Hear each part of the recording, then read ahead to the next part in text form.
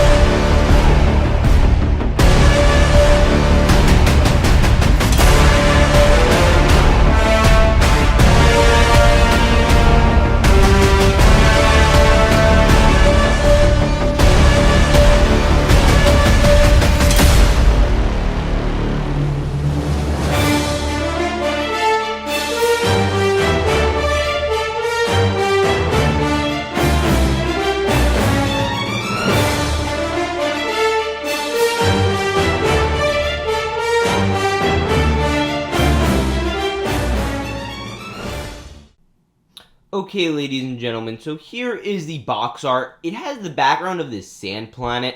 It looks an awful lot like Pisana, but it might not be. I really am not 100% sure. Obviously, you get all the details up there of the set, and then down, you'll move down, and you'll see the speeders and the minifigure selection. Now, let's take a look at the side and back of the box art. On the back of the box art, you'll see a mildly unfair battle going on. Seeing as the Gonk droid is going up against Crosshair, but so is everyone else for backup for the Gonk droid. But yeah, and you get some little play feature details and just that sort of fun stuff. And on the back of or on the side of the box art, rather, you see another depiction of the shuttle continuing, and it is being really consistent with the set, and I really like that, and it's consistent with all the other ones, which, good job, LEGO. Now here's a better look at the instruction manual. It is about this thick, which is not a lot. And then you move back and you just see some nice details, the instructions with the pieces. You get some basic manuals, again, nothing crazy. And you get a look at all of these sets coming out. And then again, just some of the ways you build it. You start with speeders and do all of this. A little good instruction manual, nothing insane, QR code, all of that jazz to make it easier to build. So first up for minifigures, we have Hunter from the Bad Batch. And you will obviously notice he has some great leg printing. It goes from the toes to the belt all around. You move up, he has his nice, Blast Tech armor. And you move around, and he has his backpack printed onto his back, along with the rest of these guys. And I honestly don't get that. And I'll talk about that once we get to tech more. And then you get the face print. Now, you do get his bandana, and you will notice you even get the little red skeleton thingy up there. It's hard to, zoom in on, but it's there. It's certainly there. And that's all great. He does get an alternate face of him being a little more chill. He comes with this hairpiece. I think it should have been a custom mold because the bandana wraps around his hair, not under it. And, it just kind of makes him look a little different. This doesn't look entirely like him, I feel like. And then you obviously get this nice helmet. It is in the style of the 2020 style, like 501st Trooper one. One of the first new ones in that design. You get his nice marking that matches face print. Overall, a great figure, obviously with some problems, but nothing insane, and I really, really do like it.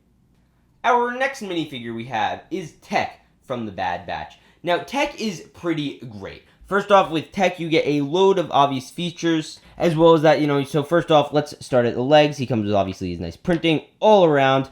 Then you move up to the torso. He gets his white, it does come in a little bit of a gray. He is technically more white than gray. Then he does get a backpack. Now, this is confusing, namely because nobody else gets a backpack, and I don't know why. His backpack is the same size as everyone else's, but either way, we'll move around to the face print, where you get this more, generic, with his goggle look, and he gets this nice hairpiece, and then you move up, and you could just kind of twist it around, and oops, the backpack is falling apart a little bit, so we'll take that off. But, here is the torso without that. You could move it around, and you will get this obviously nice looking clone print. So this is what they all should look like in the back, but I'll put that back on. And you will notice when I put this back on that Tech does have a different face. This is a nice clone trooper face. And then we have Tech's helmet. So I'll put this on. So it is a cool mold, and it does not move down. Some people were thinking that it does not do that. The problem is obviously, it has a skeleton and everything. It looks good. Generally speaking, the only problem is it overlaps. That thing is huge. And to show an example, I'll bring in the character of Ponda Baba in a very similar situation, where it just is way too far down onto his chest. That is halfway down your chest. Think where your chest is, and it's just halfway there. That's crazy. This one's a little better because it does have the backpack, which could be part of the reason why they put that in, just so that way it doesn't look totally insane, which again, I think is a good example. But yeah, so that is Tech. He also does come with the 2 Mandalorian-style pistols, which is nice and dandy. Now let's move into the next. Next up, we have Wrecker. Now, first off, I do want to note that he did come with this extra armor plating. So if you get the first wave of the sets, you'll likely to get this piece, 2 of them, which is kind of nice. And you could probably use that on other batch members if you'd like. But yeah, so here he is. He obviously gets the same kind of leg printing. It's a little unique to each of them. And then you move up, he has an Iron Man helmet that this is printed on. I think this is a not great idea. I would have rather them use the Mandalorian style helmet to print it on, but that is just an opinion. You move in, he has a great face print. I really love that smile. I kind of wish he was more screaming in his face print, but it looks good. It reminds me a lot of the new Boba Fett one, actually. You move down, he gets some basic armor, so, It looks almost exactly like, you know, Hunter's. It looks very similar, if not the same. It might even be the same. Yeah, it looks actually the same. But yeah, and then you turn him around, he does get some more backpack printing, and that might even be the same too. Like, this might actually be Hunter's torso. I'm not 100% sure, but you do get, again, this piece, so it makes up for whatever problems that may cause if you are not a fan of that. And then you put it on, and, you know, he's nice. I'm not a huge fan of the blaster. I don't think this resembles that Commando blaster greatly. But let's move into Echo. So here we have Echo, and this one is obviously the most exciting for me because we have been waiting for a Lego Echo minifigure for roughly 10 years now, which is kind of crazy. And while this may not be everyone's, you know, favorite version, obviously we all would have rather had the ARC Trooper version, it is still cool nonetheless. So first off, you will notice he is the only one with arm printing on one arm, which is a little disappointing, but it is a hand, like some people thought would be like a Technic piece, like, or whatever, that held it together. And then you'll move back, and he does have his cape printed on, which is a little disappointing. I'm going to be making a video on how to make your Bad Batch better, and, you know, comparing them to, like, fake ones and real ones and all that. And then you move back, he does come with some nice, you know, back printing of this backpack. Again, you guys know my thoughts on that. I like the skeleton. And then you move up, and you get Tech's face. It is obviously Tanner because he is a bit of a, you know, lighter peach colored boy. He does come with all these little metal pieces. And move back, he is his cybernetic piece. I think this would have been a fun one to get a new mold for, because like, if you connect the cybernetics to the back, because again, that is kind of inaccurate, but nothing crazy. I wasn't expecting Lego to go crazy out of their way with him. And then, you know, the helmet's all nice. Would I have liked to see a ARC Trooper version? Obviously, but, you know, that's not the one that appears in the show. Now let's get into the next figure. So next up, we have Crosshair. Now Crosshair, obviously, very cool. And I actually like this one a decent amount. It feels like a modern Death Trooper. The problem, obviously, is he probably should be more of a dark gray, like these guys, instead of, you know, the black. But I understand the contrast. He comes with a nice sniper rifle piece. You know, no arm printing. He does get some nice, you know, printing. It feels a lot like a Death Trooper. I like the green helmet. You get the green accents even down here on the vents. And I originally thought, like, hey, why didn't they give him a hairpiece? Like, that would have been a great set to put in the slicked back hairpiece for the clones, and they didn't, because in the later episodes he actually got his, you know, hair burned off, which I thought, you know, worked out really well for Lego. I don't know if it was intentional or not. And then you move back, he does get this back printing. Obviously there's a little like thing that is technically supposed to hold his sniper, which I think I would have rather gotten a backpack for him, especially more than the rest of them, because, you know, he's way cooler, or way cooler in terms of, you know, having the sniper usually attached to that. But yeah, let's move into the final figure. Yes, ladies and gentlemen, the final figure is the all-knowing Gonk droid, or as we know him in the show, Gonky. Nothing new about him. He's a pretty simple build, and I absolutely love him. Now let's get into the speeders, actually.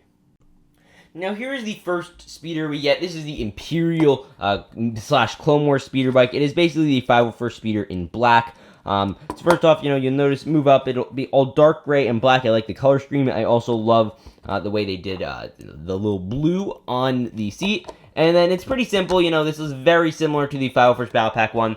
You have Crosshair obviously grab on and, you know, attach himself. I don't like doing that because it takes forever. And then you can just put his blaster on one of these clips. They didn't include, like, the usual blasters on here, which I found interesting. And then you also get, you know, the regular sticker that we got. Again, just colored a different way. And I don't mind this. A lot of people are like, I would have rather them done something new.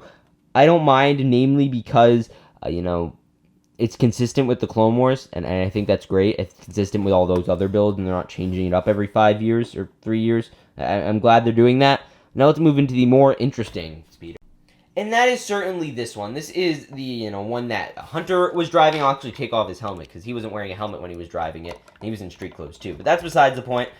So yeah, so you just sit him down nicely like so, and you could lean him back. The problem I noticed is, like, it's hard to actually get them to grab on because they just don't work that well, and it bends the minifig's arms quite a bit. But, you know, it does work. You could have them grab it with one hand. You know, it does come with nice stickers all around. However, I feel it's slightly inaccurate to the one in the show. It should have probably looked more like the Kanan speeder set a while ago, just recolored to be lighter green. So that's just my opinion. But also, we do have this, like, I guess these are handle pieces. Like, they might be luggage. I honestly don't know. You get all the speeder bits. You also get a clip back here, So if you want to clip on something like, say, Hunter's weapon or, you know, a pistol, you could do that. Then you get some basic detailing. It's all very nice. I really do like the speeder. It's a nice little thing. I would have rather, again, these two things been their own set, which I'll talk about a little bit later. Now let's get into the shuttle.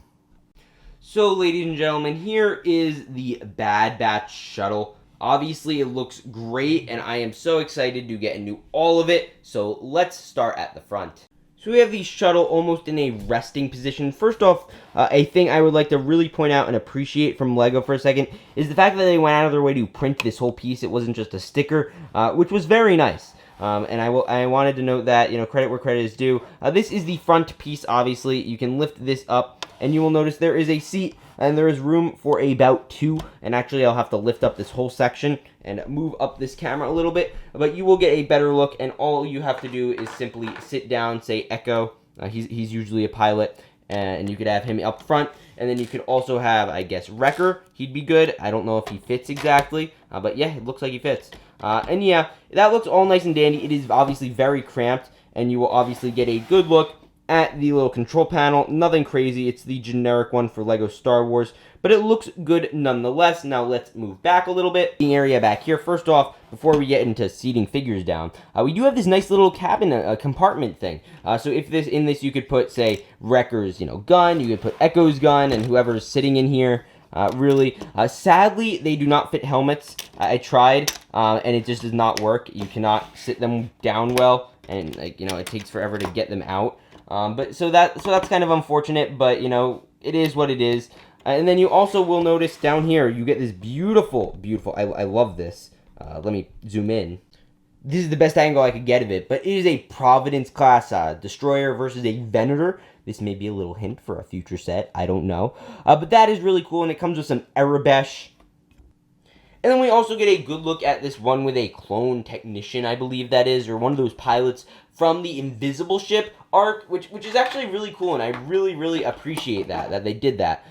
And you can now fit the Bad Batch members in here. You'd fit Hunter, and I'm going to try and see if I could fit Tech. Again, it's a little difficult, and it is very compact. I wish there was more room, but, you know, it is what it is. And, you know, it does fit generally, and there's a little clip there if you, again, want to attach, like, say, one of Tech's blasters or whatever. It'll just close up like so. Everyone is in there nice and dandy, and it isn't really having any problems. It's a little loose up here, probably because Wrecker is a bigger boy, so he's probably not the ideal one you have in the front, but you could open it up like this.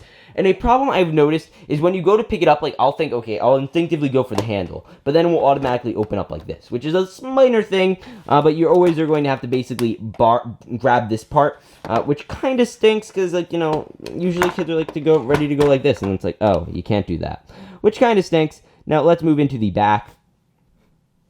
Now, the back is kind of a fun area to be. First off, you get the little area. I believe this is where Omega's room is, if not down here. But this is the blaster cannons, obviously, for the back. These are the little spoon-type pieces, which is really cool. And then you do get these stickers on the top of the engines. They are on all 4 sides. And the thing I actually like about this, I don't know if this was intentional or not, but you can basically close up the engines like so, and you'd have them open up, which is a fun little feature. Again, no idea if that was intentional or not.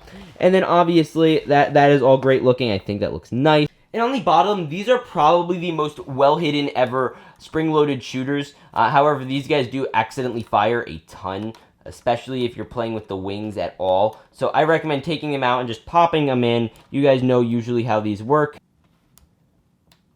You just go, pew, and it's gone. It's on the other side of the room now. And yeah, so you also do get some of this lighting right here. You get these blasters, I guess that's what they are. But other than that, nothing crazy, and you just display it down. Now, in order to properly, you know, lift this up like so, you could just have the Bad Batch also like this. The Technic goes in nice and dandy to move it up. You move the wings up this far. This is probably more accurate. You could have them kind of laid down like this, and then you could even have them go all the way down, like down to here. You kind of make it look like ridiculous. But this is probably about the sweet spot for where you want to go. It'll feel pretty normal once you have it. It swooshes nice. You know, you get some nice swooshability, as the Brick Whiz would say. And you get some nice wing detailing, obviously. Nothing insane. The problem, obviously, you know, that stinks, is on the back of, like, side of all of these, especially this side, there is no, it's not, it's like, you know, you get the anti-studs where you can plug them in. That's not great. I'm not a huge fan of that. And then, same thing obviously with the wings, but, especially on the center one, that's a bigger problem, I'd say. Like so, you have a great look at the LEGO Star Wars The Bad Batch Shuttle, and it is absolutely great. Welcome back. So here is the shuttle, obviously. It is tall, and obviously, I gave you a bit of my thoughts, but here are my main things. What LEGO really should have done with the set is made it an $80 set. In this set, they could have had Hunter, Tech, Wrecker, and Crosshair, all in their regular appearance from the Clone Wars. And they could have released that in January or some other point in time. And then they could have made the speeder set. They could have done that in another one. They could have done 2 speeders. You could have included Crosshair to Echo as well as Omega, and they could have released that this summer. So that way, you didn't get the spoiler that Crosshair was bad, and you'd also get Omega.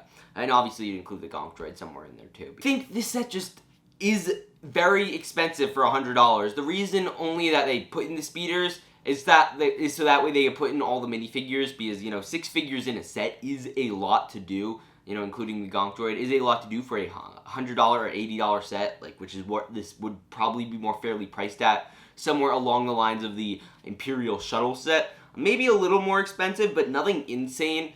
And I think that's the main problem. The other thing is all the figures here are brand new, which I love. This is awesome in terms of minifigures. I really think they did a good job. Now, again, I'm just going to give some nitpicks, which doesn't mean the set is bad, and I think everyone should go out and buy it. But the Tech helmet does have this problem, and it really is really large, and that's not fantastic. I wish they kind of worked on that a little bit, and I believe Crosshair is a little, blacker than he probably should be. He should be dark gray, which would be a more accurate color. And I think, I would have liked to see arm printing, but I understand why they didn't do it, just to be consistent with all their other clones. Although I do like Echoes. But those are my main thoughts on these Bad Batch sets. So yeah, with that said, I hope you all enjoyed. This set is going to be, I think, a solid 9 out of 10 for me. It has some glaring problems, but everything about it I genuinely like. And I think it could have been better, it could have been bigger, but obviously it would have cost more. But for value, it is one of the best value LEGO Star Wars sets out there, other than maybe only the Final Force Battle Pack. So with that said, I'll see you all in the next one. Remember to peace out and stay awesome.